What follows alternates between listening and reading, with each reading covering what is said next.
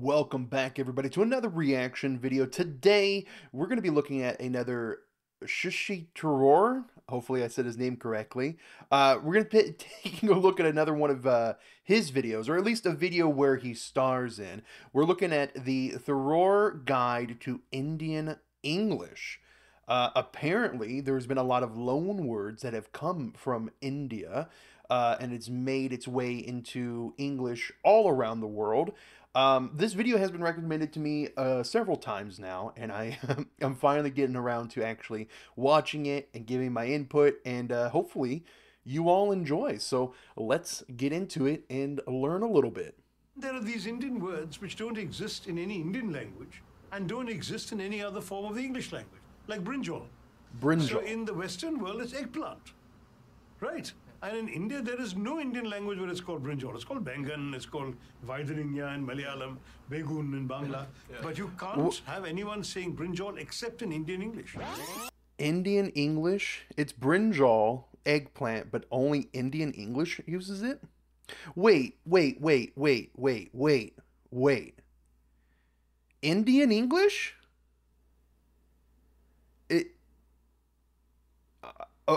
Maybe he'll explain. Okay.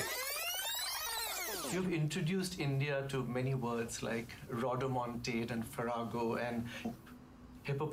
I don't know what those words are. Rhodomonte, farrago. I don't know what either of those words are. Water monster, sesquipedalia phobia. I don't know what that. I don't know what that word is either. So I'd like you to introduce us to one more of your favorite words.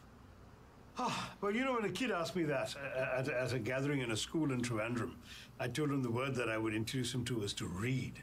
And then he'd come across his own words, and I wouldn't have to spoon-feed him a word. But there are lots of interesting words. As you know, yesterday I reminded the nation of a word called snollygoster.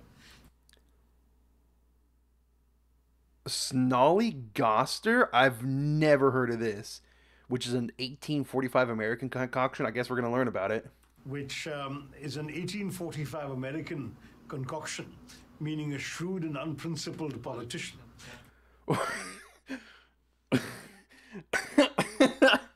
Okay, why isn't that used more often? Okay. I had produced it when one particular chief minister jumped ship and went and joined the party he'd campaigned against. And when he jumped ship and went and joined the party he was against, he okay. Interesting. Something similar seemed to be happening overnight on the weekend. I dusted this out and said latest usage today. So that's one word which I think at least a lot of people now seem to be familiar with in India.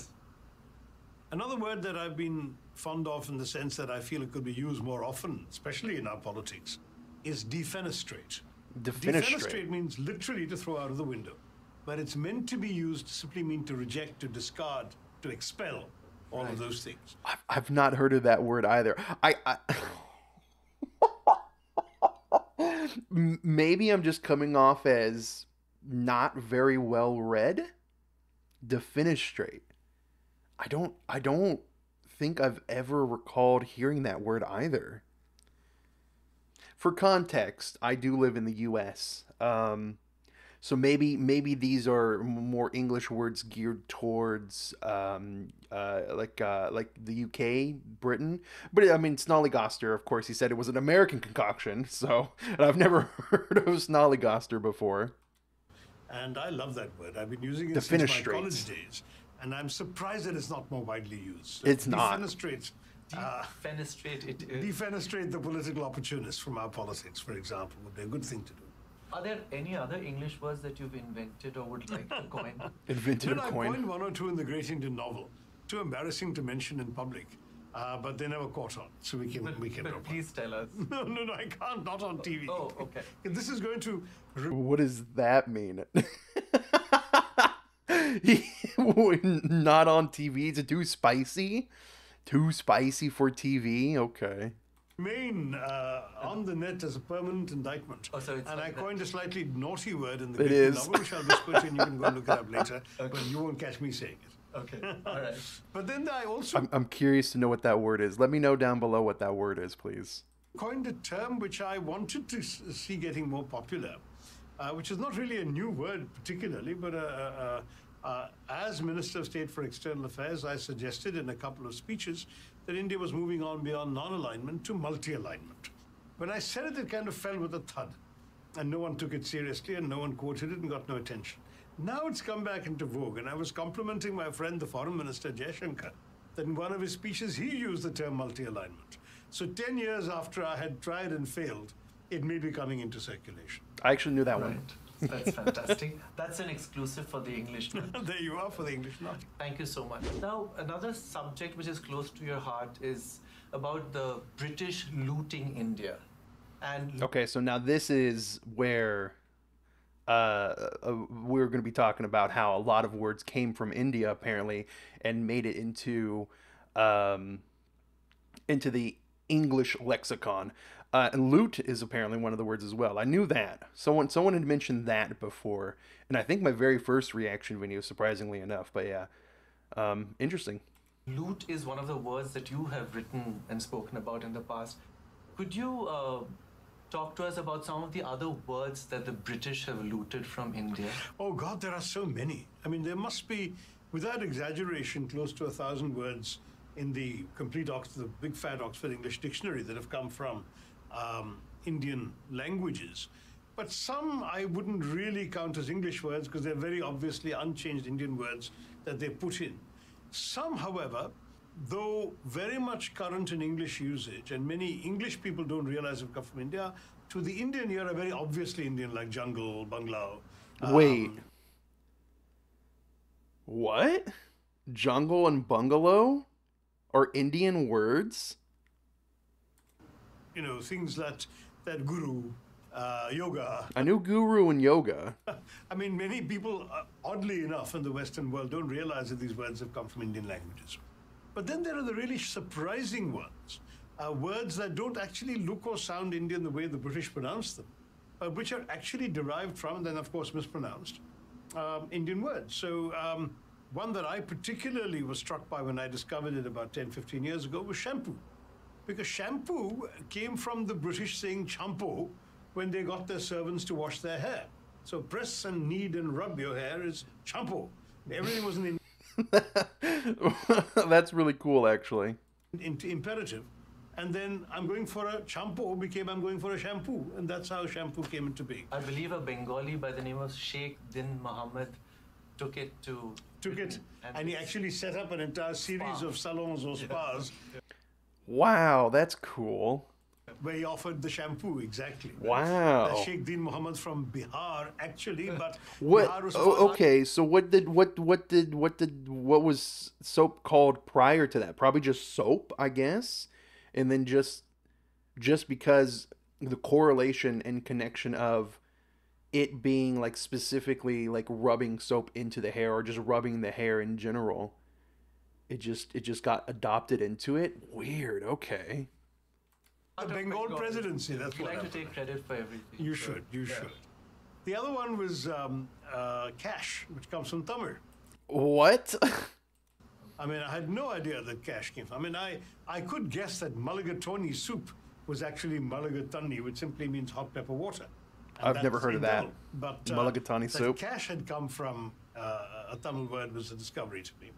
So things like that. I think there are quite a few. Even Wikipedia has over 100 from various Indian languages. And if you go into a more serious sort of philollinguistic study, I'm sure you'll get several hundred. Right. Catamaran is another one. That's again from Tamil katta maram. In fact, katta is literally to cut, and maram is wood. Wow. Nice. So that's what a catamaran is from. And then, of course, if you want to look at cummerbund, a very elegant English gentleman wearing something around his waist. Yeah, I was gonna say I have no idea what a cummerbund is. It's actually cummerbund, you see. Cummerbund. Just as, by the way, this may surprise you. When you see pictures of these Mexican revolutionaries like Zapata with bandanas around their head, it comes from bandana. Exactly. What? Bandana as well? Yeah. And bangle comes from Bangli in... Yes. What? Bangle? Bangles, I think you could guess, no? Yeah. Jungle, bangle, But, etc. okay, Do you know the word for a type of clothing which is inspired by the neighborhood of Bombay called Dongri? No, I didn't know that. There is a neighborhood called Dongri. And that's the dungaree, I The suppose. dungarees are from Dongri. So there What? The dungaree? Okay. is an expression that is no longer really current in English for a big commotion, confusion racket called a Dulali. The Dulali. And that comes from I, Delali. I've not heard of Dulali. Dulali? I believe Not to mention the Jalpa, which is the Jodhpur, of course. I've not heard of this one as well. Right. And indigo, the word indigo too comes from the Greek word for India or Indian. What? What? Really? Also written about Indianisms like native place. So what are some of your other favorite? Well, there are so many. Some of them they just slip into conversation quite routinely. My favorite for the longest time was pre-pone because I thought I'd invented it. But Pre-pone. we air dash is another Indianism. Air Then dash. the newspaper reports about police tracking down criminals always refer to history sheeters. There is a criminal with a long record of crimes. It's called a history sheeter. That comes from, it's all Indian English. History sheeters? Okay. Okay. Then there's, of course, the expressions, of which the most famous one is please adjust. Or kindly adjust, actually. Not please. Would you kindly? Would you kindly? Would you kindly? Anybody know where that's from? Please adjust, kindly adjust. That is when a fifth person sits on a bench meant for two and says, kindly adjust. Then there's also the classic, we are like this only. So you can come up with a few of those. So after the US, India has the second highest number of English speakers, and with our birth rate, After the US? Wait. I thought India had the highest number of English speakers. I think we're soon going to have the highest number of English speakers. Yeah, but the US has an immigration rate, so they've already reached, I think, over 300 million. Okay. Whereas our census severely undercounts us. Yeah. So we may find it difficult to have bragging rights over the actual numbers. Yeah, it must just be because this is from 2020, so it is a little bit older. I thought that recently that India had the highest number of English speakers. Right. Because, for example, in the Indian census, I'm not considered an English speaker. Since the census only asked me what's my mother tongue, which is Malayalam, so I'm not listed. They didn't, at least the year that I did the census, there was no supplementary question saying what other languages do you know. So they've underestimated the number. Seriously underestimated. In fact, I think the official census claim is 2% speak English. Right. Which is So he's from Kerala. I didn't know that. Malayalam. Okay. Well, and there hasn't been a census since 2011, correct? There hasn't been a big Indian census since 2011. I think I remember someone telling me that in the comment section on one of my other reaction videos. a massive undercount. Correct. So I would say the reality is somewhere between 10 and 20%, with varying degrees of competence and fluency of the Indian population. Now, if we take that number, then you're looking at about 260 million, which is still lower than America.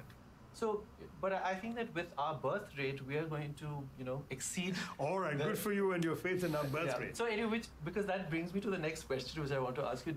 With the growing number of English speakers in India and with our growing influence in the world, do you think that passengers on the London Underground wearing cashmere sweaters will ask other passengers to kindly adjust?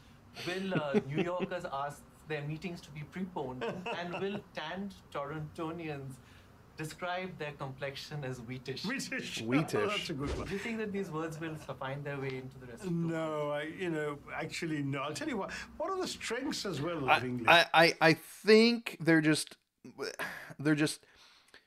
slightly, at least in the U.S. I don't think a lot of those words would make it big here, because the U.S. is seemingly adopting more of like I don't know, more of the lexicon of like I don't know, Spanish or more of like the languages that are immigrating into the U.S. I've noticed that. Like these words, I mean, it's been what, 4 years now, 3.5 years, however long it's been. Yeah, this is the first time I've ever heard of these words. So, is the fact that there are so many regional variants.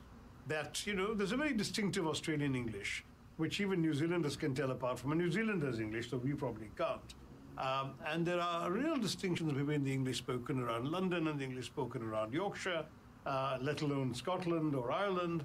And all these variations have what makes it distinctive, and therefore Indian English has every right to be as distinctive as Irish English or American I think that's true. It should really be. English. And it's curious, for example, that in India, at least for the longest time, I've not heard it much since returning to India, but when I left India, people still spoke in furlongs. How far are you away? Oh, it's just a couple of furlongs down the road. Furlongs. No one in England has used furlong for 100 years. So we had a word in English. Yeah.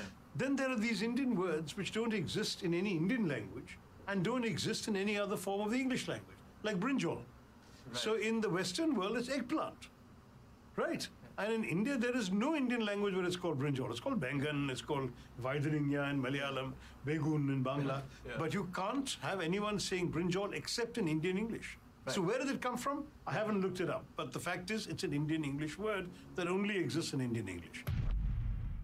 This is a good video. That was a fantastic video. That was really, really cool. I really enjoyed that video. If you would you kindly, the link to this video will be in the description below. So go over there, give it a like, watch it as well. This is great, dude. I really, really enjoyed this video. Guy literally made me feel as if English is an Indian language originated and foreign people are using it. It's almost to that point, huh? It's almost to that point. Well, everybody, thank you for watching. I'll have to catch you on the next one, yeah? Remember to like, subscribe, leave a comment, and of course, I'm always down for some recommendations for a few videos. I have a list. I have a very long list. There's like 30 or 40 videos on that list already, but I'm always taking recommendations, and I'm going to slowly work through these as well. So yeah, I hope you all have a good one. Take care. Goodbye.